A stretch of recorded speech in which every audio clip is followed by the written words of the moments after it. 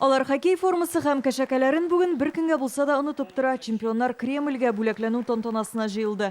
Президент белән очрашу инде матур традициягә әйләнгән. Бу 19-сы. Рөстәм Миңнеханов чемпион титулы үсеп килүче буынга да спорт белән шөгыльләнү өчен зур этәргеч ди. Республика Олимпия резервы мәктәбендә хәзер 865 бала шөгыльләнә. Қадірлі достар, сіздің әр жеңу зор тырышлық һәм ихтияр күші мисалы. Сіздің оңаш ойыншыларының Арик Арташевич жетекшілігінде тренерлар штабының бүтін коллективінің мақсатшан эшчәнлеге нәтижесі. Қадірлі достар, сіздің жеңулер біздің үшін зор ғұрурлық. Барыңызға да сәламәтлік, зор оңышлар, именлік тілеймін.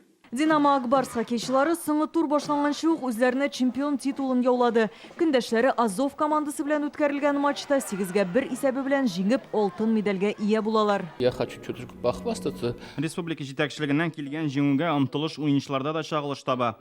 Алар кырга чыккач бар көчен куеп уйный. 19-нчы тапкыр чемпион калу җиңелләрдән түгел, безнең сүзгә колак салып уйнаганнарына, максатчан булуларына зур рәхмәт. Бүген командадагы 34 спортчыга ТССРның 100 еллыгы медальләрен һәм рәхмәт хатлары тапшырылды. Ул уенчылар, тренерлар җитәкчелеккә бирелә. Араларында сакчы Семен Матковский да бар. Аны чемпионатның иң яхшы уенчысы дип таныганнар. Динамо өчен 4-нче сезон уйный. Тяжелый на самом деле сезон. Все решилось досрочно. Бу сезон безнең өчен авыр булды. Күп көч түгәргә туры килде. Команда бик тырышты. Без бик шат 19-нчы тапкыр алтын медальләрне алдык. Аллага шөкер. Киләсе елга да тырышабыз алтын медальләрне алырга, Алла берсе. Спортчылар үзләре дә президент янына буш кул белән килмәгән. Бүләккә кәшәкә. Рөстәм Миңнеханов ул миңа кирәк булачак ди.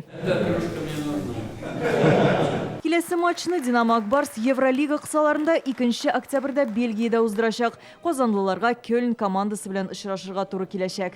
Алия Хайретдинова, Гадел Миндубаев, Яңа Гасыр каналы.